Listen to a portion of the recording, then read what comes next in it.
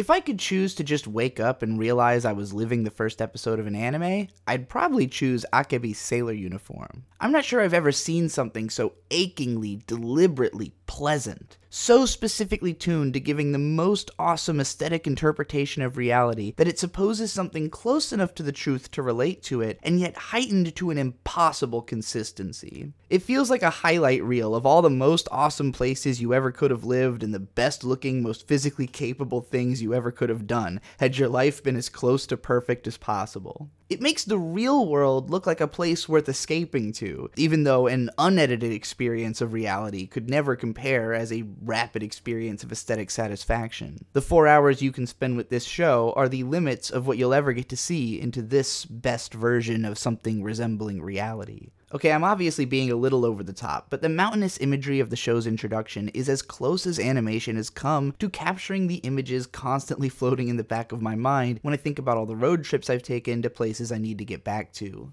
The fact that our main character proceeds to do some gymnastics like a TikTok parkour girl that I would watch to get motivation to work out every once in a while only drew me further into the feeling like this is basically just what I would be doing if my life was where I wanted it to be. Add to that her wonderful, loving, supportive, and clearly very successful family with a badass mom whose facial expression beams with victorious pride for what she's accomplished for them, their incredible house, and the fact that her mom custom tailors her a badass sailor uniform to start school with, even though it's technically not the school's uniform and they just let her wear it anyways, and I couldn't imagine having a stronger start to your high school experience. Honestly, I teared up a little at the part when her little sister tells her that she has nothing to fear because she's so cool, and then doubles down saying, "You don't really believe me, do you? You have to believe it." The first thing Akebi-chan ends up seeing when she gets to school is a girl that showed up early out of nervousness and is clipping her toenails and sniffing the clippers. So she knows right away she's not the weirdest person in class, and it gives her a big confidence boost.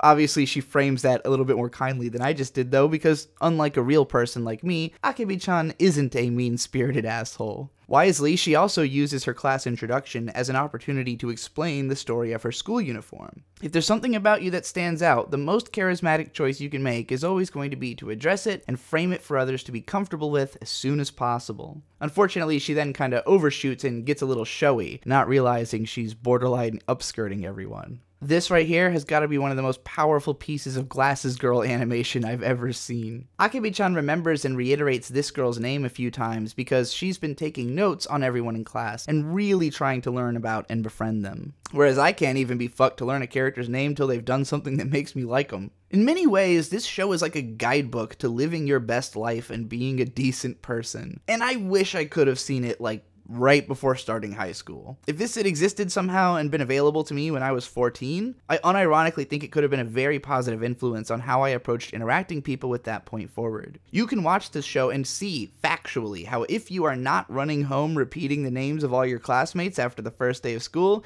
you are not working as hard as you could to make friends there. Something I had never understood until I was already out of high school was that other people were always paying attention to me. I spent all of high school pretty dissociated and didn't pay attention to anyone unless they were into anime or kept making eye contact with me. I stood out a lot by looking completely alien, and I'm sure everyone had an opinion of me at school, but I wasn't really aware of it because I didn't know what anyone's impression was. Akebi-chan's writer is acutely aware of the nature of school as a stage where impressions are what carry you between interactions. Akebi-chan running home at the end of episode 2 gets her scouted by athletic clubs at the start of episode 3, and that interaction sparks others to be interested and involved with her as well. Every action creates a chain reaction, and the more active that someone is, the more interactions will come out of that activity. For someone like me, interactions are generally stressful because I'm not very well practiced at them, and I've continued avoiding them because of it, thus never developing the skills. Whereas Akebi-chan is someone utterly determined to be having interactions, and is importantly not so much confidence that her interactions will go well, but that she is determined enough to keep trying until it becomes successful.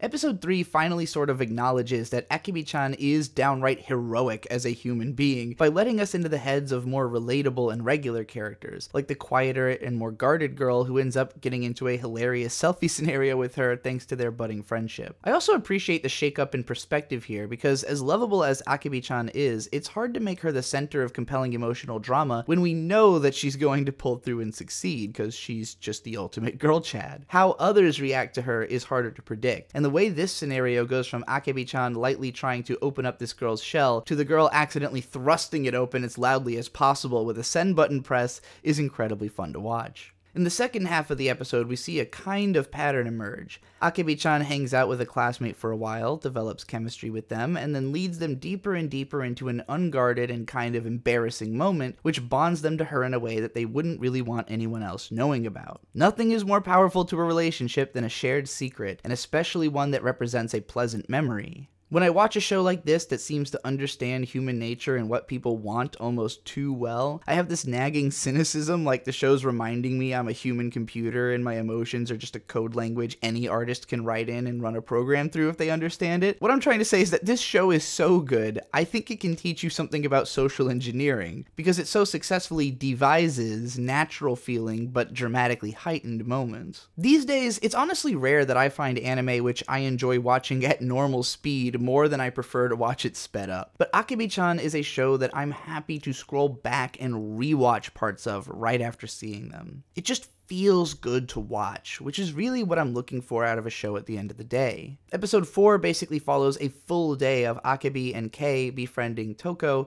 and just casually hanging out, having conversations, and getting to know one another naturally. The characters are just so easy to like and have such instant chemistry thanks to Akebi-chan's pleasantness greasing the wheels and letting everyone else have more believably flawed personalities that I felt like the episode could last all day and I wouldn't mind. Which I'm sure is underselling the huge effort in directing, storyboarding, animating, and editing that had to go into keeping an audience member like me with an insanely fickle attention span consistently engaged. My only real complaints with Akebi-chan's sailor uniform are complaints with reality. It's a shame that the main way a young person makes friends is through school, because I would have rather spent 0 time looking at the inside of a school building, no matter how appealingly rustic, and 100% more time watching this blonde girl fidget on a bench in this cute-ass fishing gear. This whole scene is just adorable, and I think these splash images of Akebi-chan's precious moments distill the appeal of the show pretty well. It's kind of like an art book, except I'll actually look at it, because it passively happens on screen and I don't gotta flip pages or nothing. I tend to like anime about achievably aspirational characters, and also about the ways that interactions and interpersonal influence affects how people grow.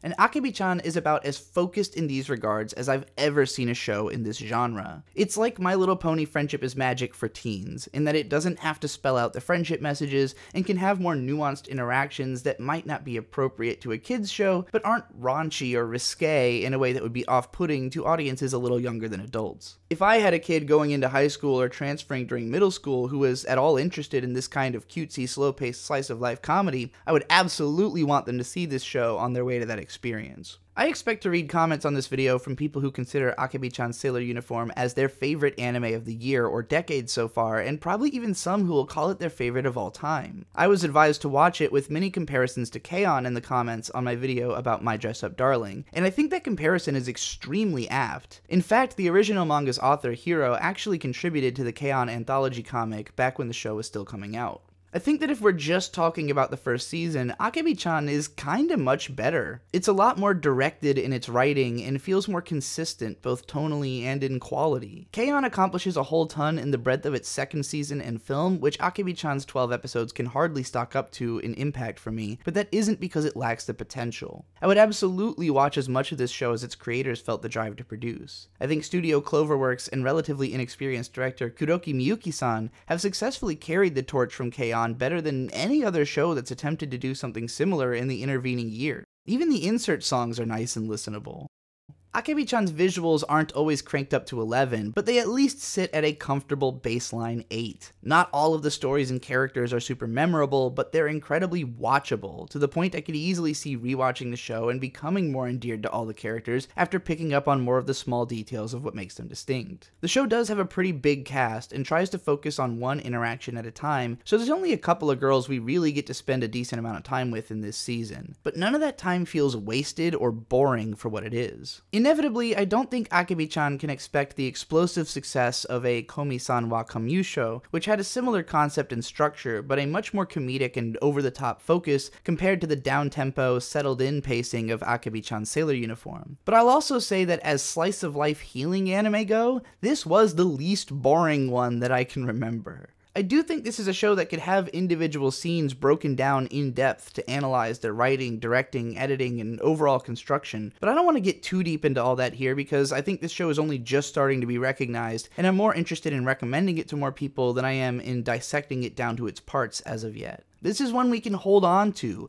watch again, and chew slowly, letting the flavors pour over our tongues and really considering what these gourmet chefs cooked up for us. Where I can confidently blast through most seasonal anime in an afternoon, scribble out 10 or 15 minutes of script, and know that I'll never have anything to say about it again, Akebi-chan Sailor Uniform is a show I actually want to have a relationship with. And I'm inviting you all in on it because I'm nowhere near enough of a friend to deserve keeping the angelic Akebi-chan all to myself. Akebi-chan Sailor Uniform is my favorite show about cute girls doing cute things in a very long time, and a can't-miss installation for fans of the genre. It's not as casually carefree as Azumanga Daioh or Lucky Star, and it doesn't have the incredible exploration of group chemistry we got from Hidamari Sketch or K-On!, the innocent charm of Ojamajo Doremi, or the deeper themes which each of those stories would later touch on, but it does have its own unique atmosphere and appeal, and characters with personalities that aren't generic or immediately comparable to other anime casts. The chemistry here is totally unique and develops naturally and kind of feels like a revelation after too many years watching people try to exactly duplicate the tropes that had already been done in the genre. I think it'll take more seasons before I could put Akebi-chan's head on the Mount Rushmore of moe, but she absolutely deserves to be a part of the conversation. Akebi-chan no Sailor-fuku gets a 9 out of 10 from me. I've been Trixie the Golden Witch.